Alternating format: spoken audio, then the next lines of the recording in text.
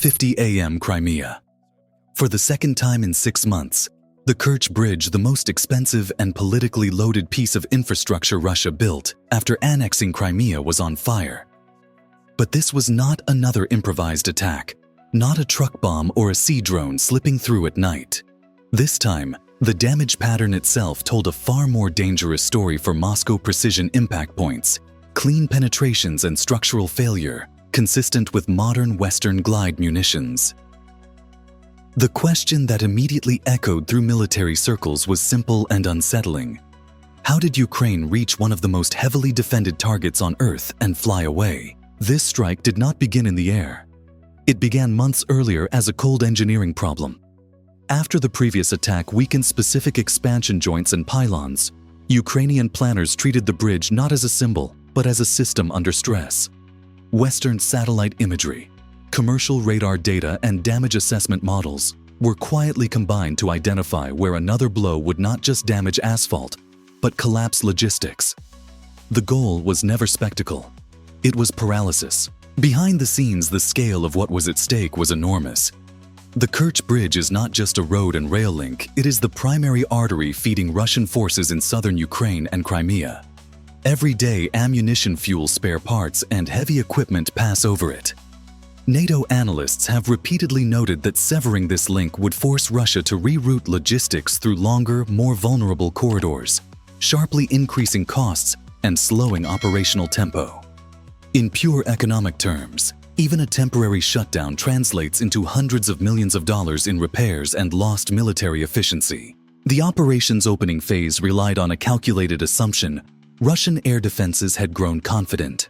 Since 2023, Moscow had poured resources into reinforcing Crimea with layered systems, S-400 batteries, Panzer point defenses, naval patrols, creating what Russian officials routinely described as an impenetrable bubble. That confidence became a vulnerability. Ukrainian planners designed the strike to exploit procedures, not just hardware. Shortly before dawn, Russian radar operators began tracking what appeared to be multiple inbound threats over the Black Sea. This was the first deliberate escalation point. Low-cost drones and maritime platforms were used not as weapons, but as stimuli, digital noise meant to flood sensors and decision-making chains. Western defense experts have compared this approach to electronic denial-of-service attacks, but executed in physical space. The objective was not to destroy air defenses, but to saturate their attention. At the same time, the political context mattered. In Washington, with Donald Trump back in the White House, U.S. policy had shifted toward tighter control over escalation, while still allowing Ukraine to defend critical lines of communication. The use of aircraft like the F-16 paired with standoff glide munitions reflected that balance: limited reach, high precision, and plausible deniability in terms of deep strike escalation. NATO's role was indirect, but unmistakable: technology training and doctrine shaping outcomes without direct involvement. As Russian defenses focused upward and outward, something else was happening below their radar horizon. The opening minutes of the operation were not about destruction, but about buying time, seconds measured against the curvature of the Earth radar refresh rates and human reaction. If any one of those variables shifted, the entire plan would collapse. And as smoke began to rise over the Black Sea, the most dangerous phase was still ahead. A lone aircraft approaching at wave-top height, betting everything on a window measured in heartbeats rather than minutes. As dawn crept closer, the real battlefield was no longer steel and concrete, but cognition. Russia's air defense network around Crimea was built to defeat speed and firepower, not confusion. Ukrainian planners understood this distinction and shaped the next phase accordingly. The S-400 system, often presented as an all-seeing shield, depends on hierarchy and prioritization. Identify the most dangerous threats, first assign interceptors, and conserve missiles for targets that matter. The operation aimed to poison that logic. What Russian operators saw on their screens did not look like a conventional drone raid. Instead, multiple contacts appeared at different altitudes and speeds, some mimicking cruise missiles, others behaving like reconnaissance platforms. Analysts later noted that this pattern mirrored NATO's suppression of enemy air defenses doctrine, refined over decades in exercises from the Balkans to the Middle East. The goal was not to punch through with brute force, but to induce hesitation. Every second spent classifying a target was a second not spent tracking what mattered most. This approach carried enormous risk. On paper, the S-400's engagement envelope should have made any manned aircraft approach suicidal. Russian doctrine emphasizes rapid missile launches once a target is confirmed, with little tolerance for ambiguity. But in practice, real-world systems are operated by humans under pressure at night with incomplete information. Ukrainian planners gambled that saturation would overload not just processors, but people. The economic logic behind this tactic was brutal. Russia was firing interceptors costing millions of dollars at decoys worth a fraction of that price. Western military economists have repeatedly highlighted this imbalance as a defining feature of modern conflict cheap platforms, forcing expensive responses. Even if no aircraft ever appeared, the defenders were already losing a financial battle.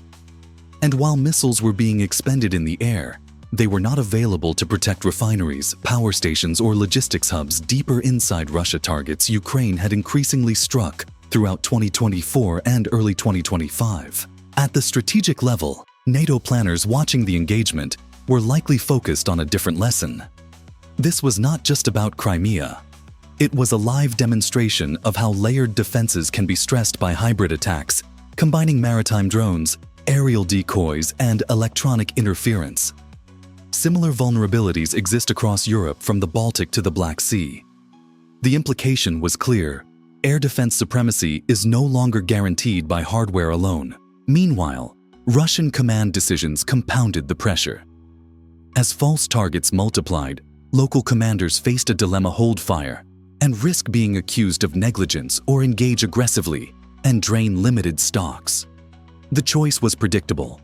Guns opened up, missiles launched, and the sky filled with tracers and exhaust plumes. From the outside, it looked like decisive action. Inside the system, it was controlled chaos. This was the precise moment Ukraine needed. While Russian attention was fixed on the spectacle above and ahead, the operational window was opening elsewhere, low, quiet, and almost invisible. The deception phase was working, but deception alone does not win wars. It only creates opportunity. And with Russian defenses locked onto the wrong threat axis, that opportunity was about to be exploited by something far more dangerous than a swarm of drones. The deception reached its peak just as Russian operators began to believe they were winning. On their screens, contacts were disappearing one by one.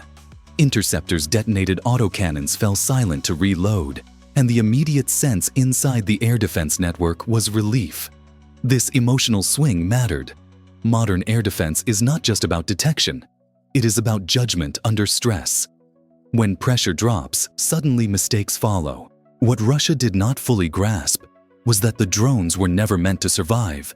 They were expendable instruments in a larger equation, designed to pull sensors, weapons, and human focus upward and outward. The swarm's true function was to create a digital mirage, a temporary alternate reality in which the main threat appeared to be incoming from the sky and sea, not slipping underneath both. This was where geometry quietly took over. At low altitude, radar is limited not by technology, but by physics. The Earth curves away, creating blind zones close to the surface. Ukrainian planners exploited this with ruthless precision. While Russian systems scanned the upper airspace, a narrow corridor opened near sea level, short-lived, fragile, and deadly. Within that corridor, a single aircraft moved fast and low, hugging the waves. From a strategic perspective, this moment captured the asymmetry of the war. Russia possessed dozens of advanced air defense systems, layered redundancies, and numerical superiority. Ukraine answered with timing, terrain, and restraint. One aircraft, one pass, no margin for error. Western defense analysts have emphasized that this kind of penetration reflects years of NATO training philosophy: minimize exposure, avoid prolonged engagement, and strike only when conditions are mathematically favorable. It also reflects political reality. With Donald Trump back in the White House, Washington has pushed for Ukraine to focus on operations that degrade Russian capacity without triggering uncontrolled escalation. Precision over spectacle, disruption over annihilation. As the aircraft closed in, Russian defenders were still focused on the remnants of the decoy attack. Naval patrols fired into the water. Point defense systems tracked surface contacts, In isolation, each decision made sense. Collectively, they formed a tunnel vision that blinded the network at the worst possible moment. This blindness had consequences beyond the battlefield. The Kerch Bridge is not merely military infrastructure, it is an economic lifeline. Every hour it remains functional sustains Russian operations across southern Ukraine. Every hour it is closed forces detours that consume fuel time and money. NATO economists estimate that even short-term disruption compounds, quickly increasing wear on alternative routes and exposing supply convoys to further attacks. As the aircraft reached the final approach point, the operation entered its most dangerous phase. There would be no second chance, no follow-up wave. Everything depended on what happened in the next few seconds. If Russian radar logic recovered even briefly, interception was almost certain. If it did not, the strike would land at the precise point designed months earlier. Below, smoke drifted across the water from burning decoys. Above, Russian operators believed the threat had passed. Between those layers, unseen and unchallenged, the real weapon was about to be released. And just as defenders began to relax, the bridge itself was about to become the center of gravity, both physically and strategically, of the entire war in the south. At the center of the operation's final approach was a detail that Russian commanders had underestimated for months: routine.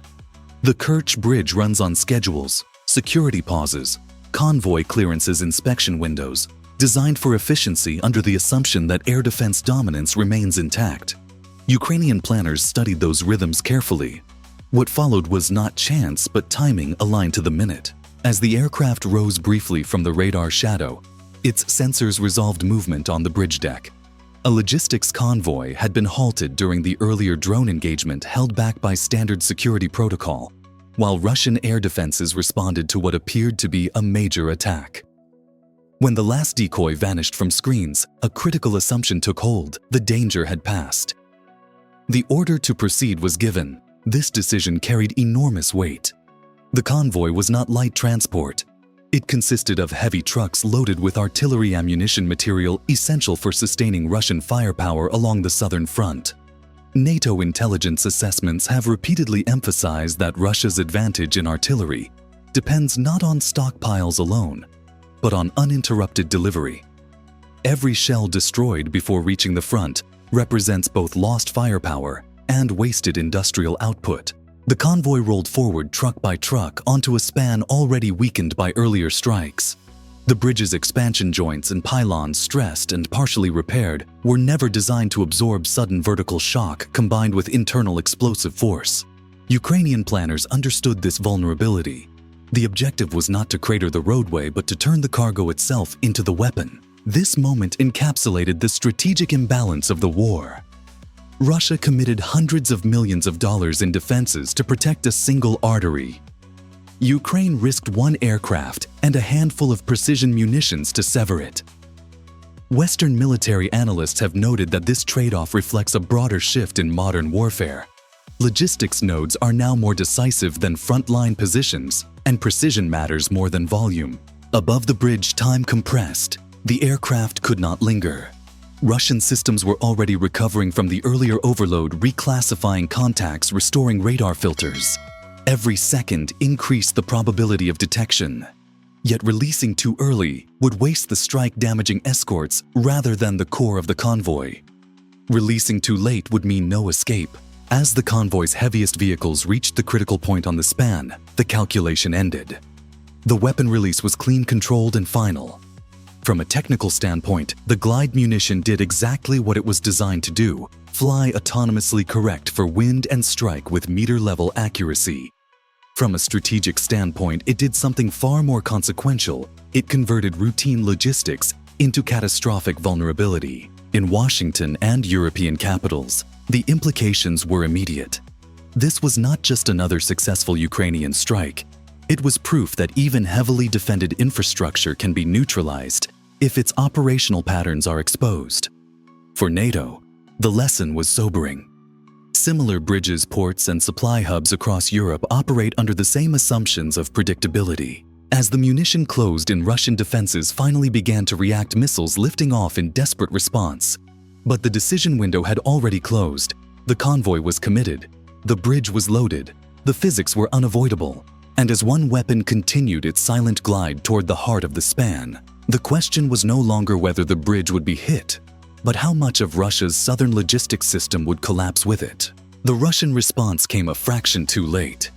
As radar filters snapped back into place and command channels cleared the system, finally identified what it had missed: a single manned aircraft exposed in the sky, and a small number of inbound precision munitions. In theory, this was the moment the S-400 had been built for. In reality, the engagement unfolded under the worst possible conditions: compressed timelines, degraded situational awareness, and competing priorities across air, sea, and surface domains. Missile launch warnings cut through the cockpit, a sharp reminder that the operational window had closed.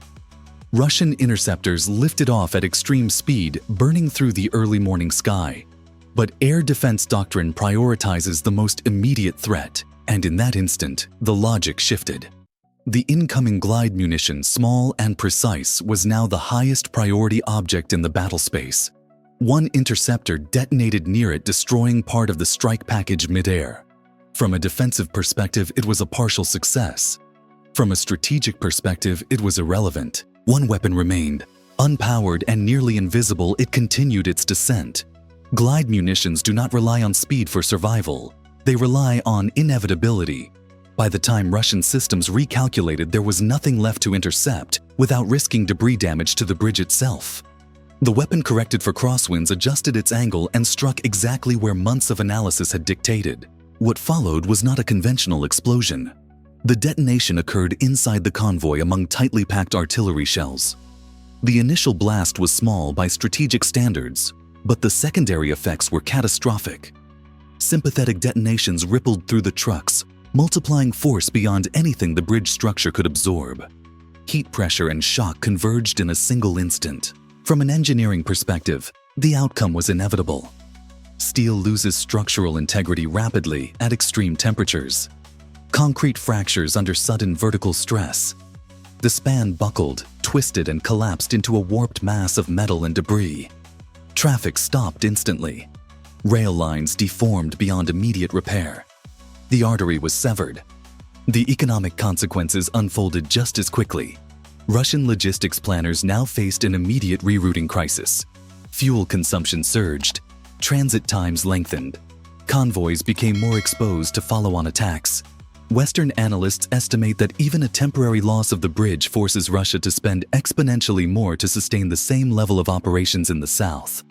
Repairs alone run into the hundreds of millions. The destroyed ammunition represented weeks of firepower erased in seconds. For NATO observers, the lesson extended beyond Crimea. This was a live demonstration of how precision timing and systems thinking can defeat numerical superiority.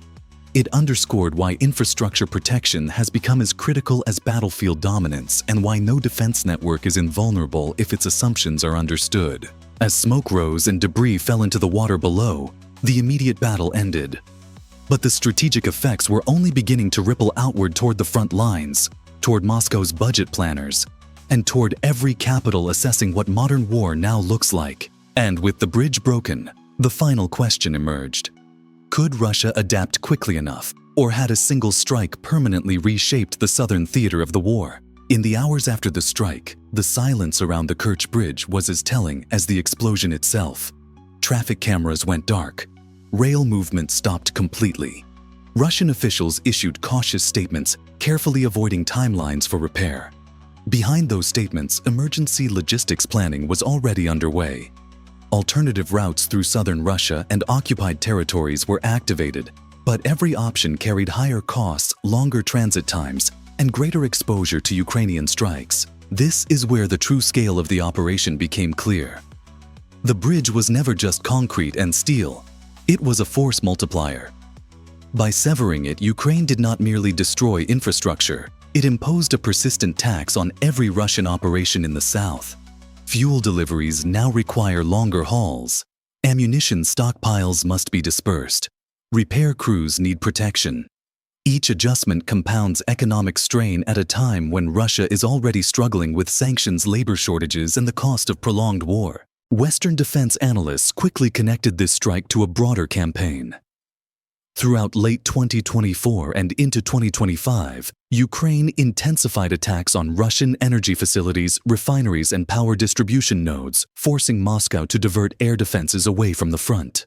The bridge strike fit that pattern perfectly, a blow not designed for headlines alone, but for systemic exhaustion. From NATO's perspective, this is the essence of modern attritional strategy: target logistics, energy, and confidence, not just troops. Politically, the implications are just as significant. With Donald Trump back in office, Washington's messaging has emphasized burden sharing and strategic discipline. This operation reflected that posture. It showcased Ukrainian initiative using Western-trained doctrine and Western-supplied tools without drawing NATO directly into the fight. For European allies, the lesson was uncomfortable. But necessary. Infrastructure resilience is now a frontline issue, not a civilian afterthought. For Russia, the challenge ahead is not rebuilding the bridge, it is rebuilding predictability. Every convoy now moves under the assumption that it may be watched, timed, and turned into a liability. Every defense commander must consider whether the next attack is real or merely another deception masking something worse. That uncertainty carries its own cost, measurable not just in rubles, but in operational tempo and morale. As night fell again over Crimea, the bridge remained broken, and the message was unmistakable. Ukraine had demonstrated that even the most symbolically protected assets are vulnerable if their patterns are understood. The strike was not the end of the story, it was a signal of how future operations may unfold. The remaining question is not whether Russia will repair the damage, but whether it can ever fully restore the strategic confidence that was lost in those few decisive minutes before dawn. The strike on the Kerch Bridge was not a single dramatic moment, but a carefully layered operation combining deception, precision, and timing. Ukraine exploited routine physics and human decision-making to overwhelm Russian defenses, turning logistics into a weapon against itself. The destruction of a critical convoy and the collapse of a key span immediately disrupted Russian supply lines, imposing long-term economic and operational costs, far exceeding the price of the attack. Strategically, the operation reinforced a broader trend. Modern warfare is increasingly about systems, not symbols. NATO analysts view this strike as part of a wider campaign targeting energy transport and confidence areas, where Russia is vulnerable despite numerical superiority. Politically, it demonstrated how Ukraine can leverage Western doctrine and technology while staying within escalation boundaries shaped by current U.S. leadership. Looking ahead, further pressure on Russian logistics and energy infrastructure is likely, especially as Ukraine seeks to stretch air defenses across an ever wider front. Each successful disruption forces Moscow into more expensive and less efficient adaptations. So the question now is, has Ukraine found a sustainable formula for breaking Russia's strategic depth? Or will Moscow adapt faster than expected? If you found this analysis valuable, consider subscribing for deeper breakdowns of the war's most consequential moments and what they mean for NATO, Europe, and the future of modern conflict.